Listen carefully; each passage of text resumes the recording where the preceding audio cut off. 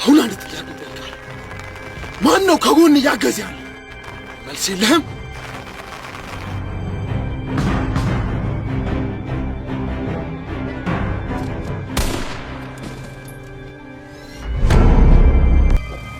ለምን ጉዳይ ነው ወደዚህ የመጣው?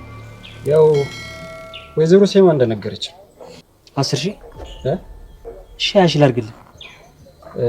እንትን እኮ ነው። እሺ 50,000። አቶ አምነን ችግር ውስጥ ገብቷል። ምን አይነት ችግር?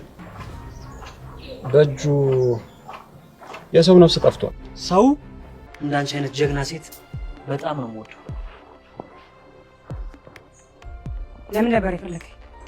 አንቺ ደግሞ ሁሉም ነገር እኮ ማሟሟቅ ያስፈልገዋል። ከመጀመሩ ነው በእኔ እንደዚህ ጨካሽ። አምነን እየቆየን ያለፈውን ካራን አዲስ ህመም ይሆነናል። ስለዚህ ከዚህ በኋላ በዚህ ጉዳይ ባናወራ የተሻለ ነው። ቤሌን መቼም እኮ አልተወም ብለሽኝ ነበር። አንተም እኮ መቼም እንደማትተወኝ ነበር የነገርከኝ። አቶ አምነን ሲከታተል የነበሩ ሰው አግኝቶታል። የሥራ ባልደረባው አቶ ሚኒክ በመሆኑ በጣም ተበሳጭቶ ነበር። ለምን ዶክመንቱንም እንደሰረቀው ጠይቆታል። አቶ ሚኒልክም የቅናት መንፈስ አነሳሱ እንደሆነም ነግሮታል። በስተመጨረሻም በንዴት ተኩሶ መጥቶታል። በጣም ነው የሚያሳዝነው። መርማሪ ፖሊሱ የአምነንን ፋይል ለመዝጋት ከወንጀለኛ ጋር አብሮ ሲሰራ ተመልክተናል። ባሩክ ብሌን እዚህ ቤት እንዴት እንደገባች ሲጠይቃት አቶ አምነን የሚስትነት ምርጫ ባደረገው እንደሆነም ነግሯለች።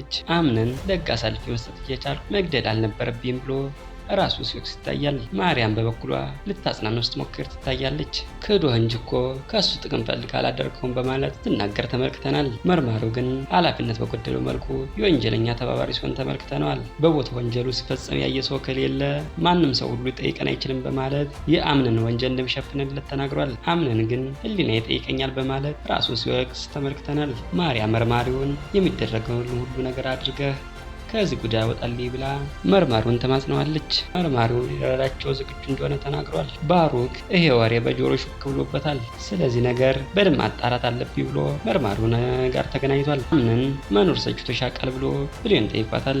ለምን ብላ ስጠይቀው ይቅርታ የማይደረግለት ስህተት ሰራሁኝና በጣም መኖር ከብዶኛል ብሎ በአዘን ነግሯታል። መርማሪው ባሩክን ለማዋሸት ሞክሮ ነበር። ነገር ግን የገንዘብ ነገር ሲነሳ አላሻለውም ነበር። 50,000 ብር ከፍላለሁ ስለው ሁሉን ነገር ሁሉንም ነገር ከነገረው በኋላ አምነን እንትተህ ከዚህ በኋላ እኔን ነው የምታግዘኝ ብሎታል። ያለበለዚያ ግን የሰዎችን ወንጀል በመሸፋፈን አሳስራለሁ ብሎ አስፈራርቶታል። መርማሪው ምርጫ ስለሌለው ተስማምቷል። ባሩክ አምነን አግኝቶ በተዘዋዋሪም ቢሆን ስለራሱ ታሪክ አጫውቶታል። ያን ታሪክ አምነን ሲሰማ በጣም ነበር የደነገጠው። ወንድሜ አትፍረድ፣ አውቆ ላይሆን ይችላል በማለት ተናግሯል። ማርያ ብሌንን ስለ አምነን ጉዳይ ማውራት አለብን ብላታለች። አምነን ለራሷ ለማድረግ እንድታግዛት ነበር የጠየቀቻት። ብሌን ግን ይሄን ነገር እኮ እሱ ራሱ ነው መወሰን የሚችለው፣ እኛ እኮ ምንም ማድረግ አንችልም ብላታለች። ማርያም የአቅማችን ሞክረን እንየው በማለት የፍቅር ታሪክ እንድትነግራትም ጠይቃታለች። ብሌንም በኋላ ካልተሳካ እንዳትከፊ በማለት ስታስጠነቅቃት ተመልክተናል። ብሌንም አምነንን ለራሷ ማድረግ እንዳልቻለችና ተስፋ እንደቆረጠች ታስታውቃለች። ባሩክ የቤተሰቡን ታሪክ በሙሉ ለማወቅ እያነፈነፈ ይገኛል። ስለ ሰምሃል አሟሟትም ሲጠይቅ ተመልክተናል። ስለ አምነን አባት ባህሪም በደንብ ያውቃል። በስተመጨረሻ ባሩክ የአምነን ፋይል የያዘችውን ሴት አግኝቷታል። ካታሊን ትባላለች። እናም ፋይሎች እንደማሰጠውም ለባሩክ ነግረዋለች። የገንዘብ ድርድር አቅርቦላትም ነበር። ነገር ግን እኔ ገንዘብ እሰጣለሁ ከፊቴም ጥፋልኝ ብለዋለች። በቀጣይ ክፍል ምን ይፈጠር ይሆን? በቀጣይ እስከምንገናኝ መልካም ጊዜ